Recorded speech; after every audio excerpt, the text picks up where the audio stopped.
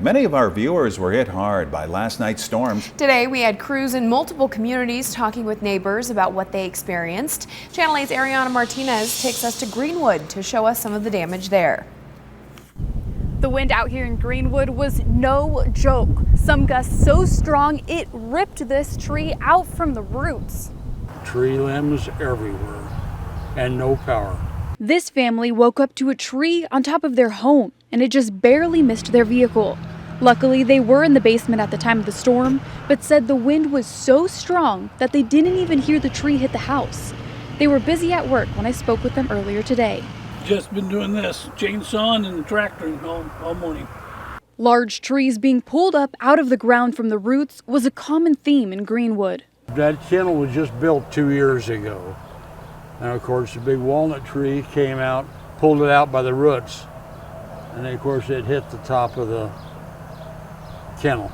Trees weren't the only thing being ripped out of the ground. This is a 16 by 24 greenhouse that we just built last year. And so it started right here, ended up in that field, and right now it's just a total loss. George Mink has lived in the area for nearly 60 years. This is the worst that we've seen. And Miriam Simpson has lived and owned her business in the area for 25 years.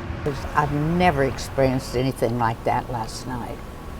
The wind blowing, I had rain coming in through the doorways and hail. I got, TV was out, the lights flickered, and it was not pleasant. Let's put it that way. She owns the Platte Valley Antique Shop and had some merchandise ruined during the storm. All of the material that's out there for sale was flipped and ruined. Thankfully, everyone I spoke with said they were okay physically. There were some very kind neighbors and companies out helping those hit hard from the storm, as sometimes it takes a team to clean up and get back on your feet.